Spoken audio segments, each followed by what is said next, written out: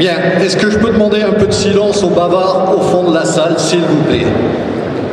Si vous voulez parler, vous pouvez aller sur le parking, il n'y a aucun problème. Mais si vous voulez écouter, vous restez dans le hangar.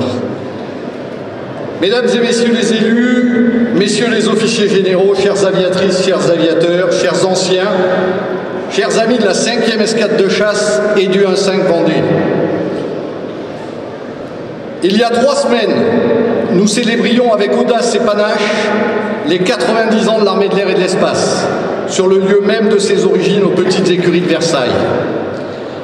La semaine dernière, récompensé par une 6e citation à l'ordre de l'armée aérienne, le commando parachutiste de l'air numéro 10 se voyait octroyer le port sur sa fourragère de la Croix de la valeur militaire, d'une olive aux couleurs des rubans de la médaille militaire et de la Légion d'honneur. En ce jour, le 18 juillet 2024, la 5e escadre de chasse et le 1-5 Vendée renaissent sur Rafale. Que d'événements extraordinaires en si peu de temps. Ils sont des pièces d'architecture ajoutées à la vie de notre armée de l'air et de l'espace.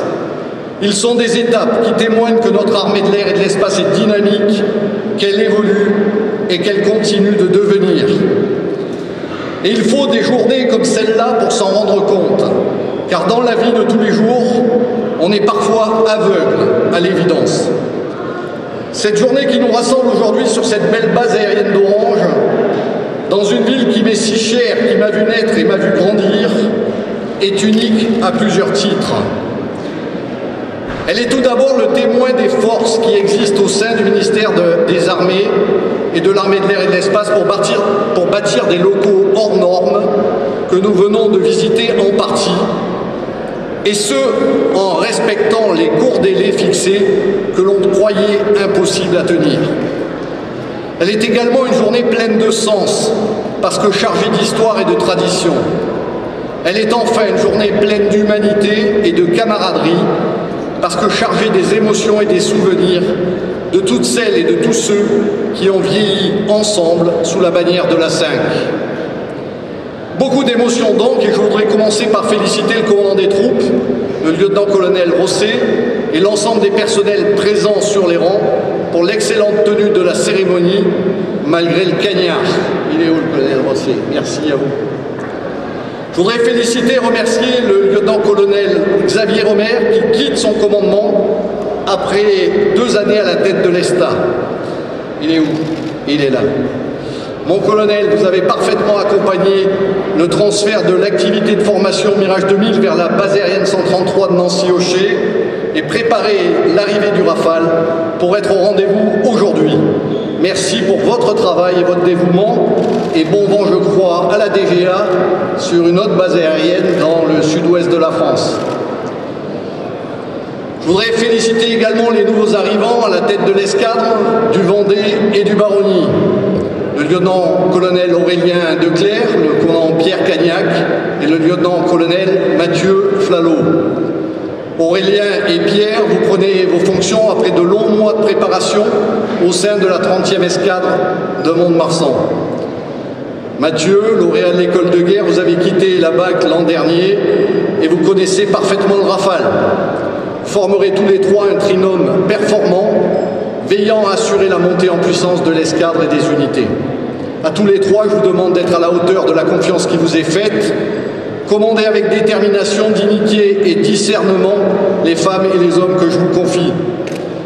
Et je compte sur vous pour prendre soin tout particulièrement des plus jeunes, pour les accompagner et les former au niveau requis, avec exigence et bienveillance, dans cet ordre.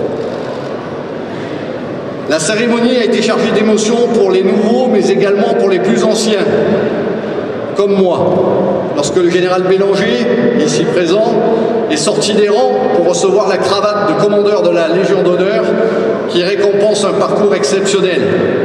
Ce moment solennel et cette accolade m'ont semblé d'un coup rassembler nos vies, mon vieil ami Jérôme, toi ancien du 1-5, mon équipier de guerre en ex-Yougoslavie, et qui prendra ma relève à la tête de l'armée de l'air le 16 septembre prochain.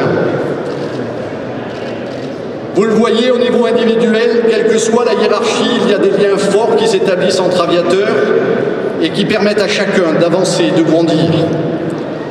À l'échelle du collectif, de l'escadre, de l'escadron, comme je le disais dans l'ordre du jour, il existe une transmission du feu, de l'esprit de la communauté à laquelle on appartient et qui se communique d'une génération à l'autre. Mais cet esprit, comment le caractériser réellement ? Saint Augustin nous met sur la voie lorsqu'il écrit que le siège de l'esprit est dans la mémoire.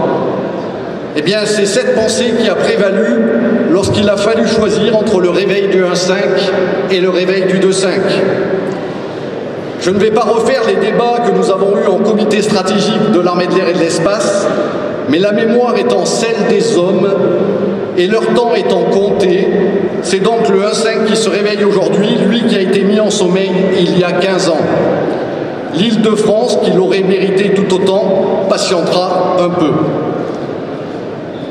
Pour l'heure et pour les quelques minutes de supplice qui vous séparent du cocktail, car je sais bien que le soleil de plomb du Vaucluse appelle à l'abreuvoir, je vais vous parler de ces hommes, ceux de la dernière génération du Vendée, et à travers eux de l'état d'esprit qui se transmet aujourd'hui aux plus jeunes.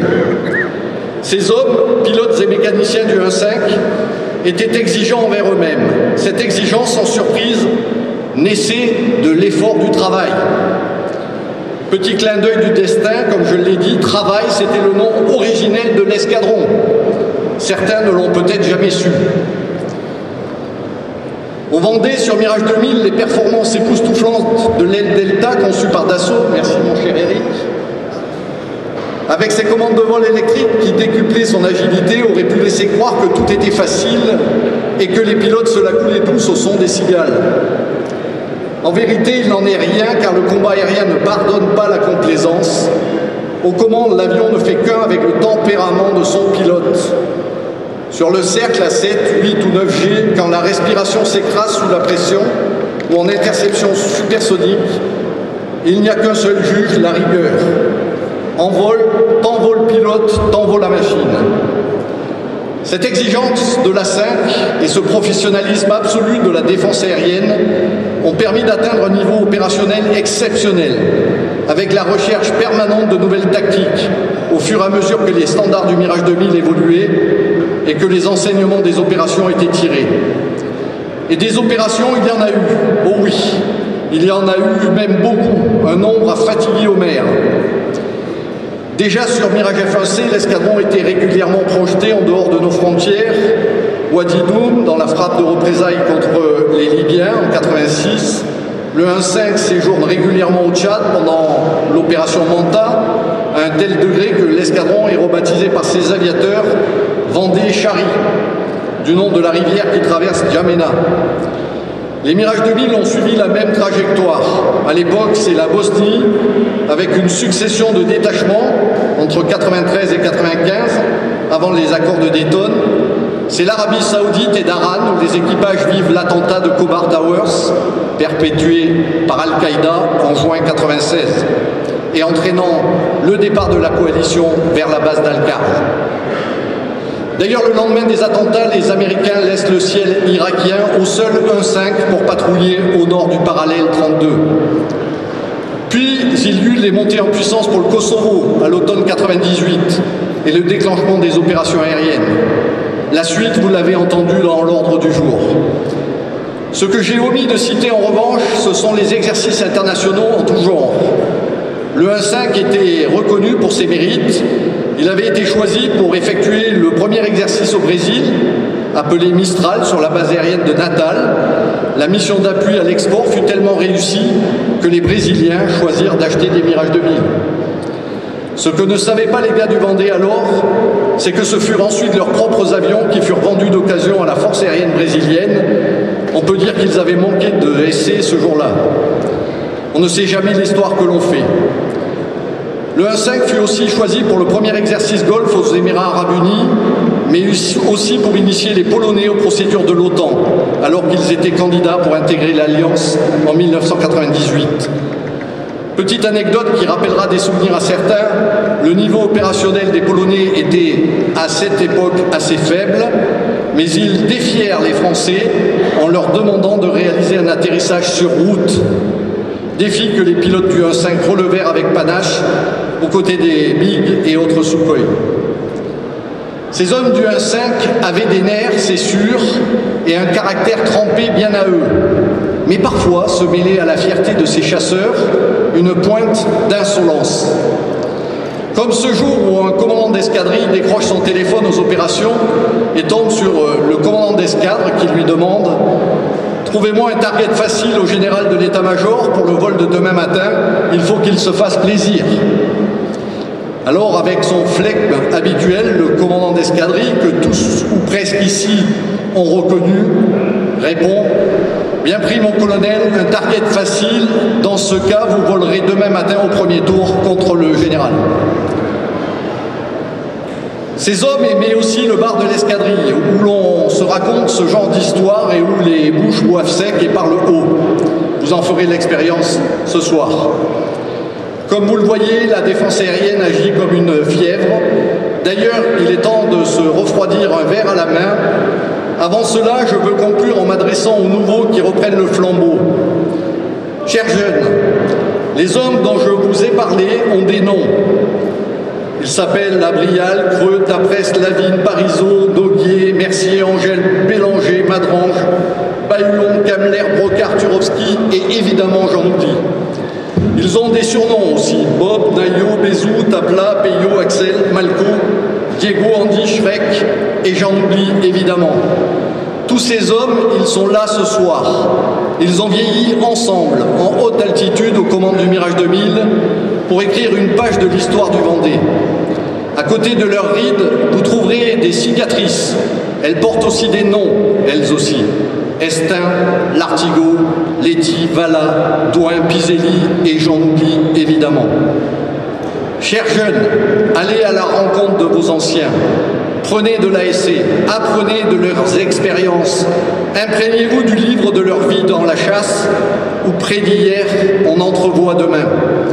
Chers jeunes, vous êtes faits de la même substance qu'eux, vous êtes du sang des aigles.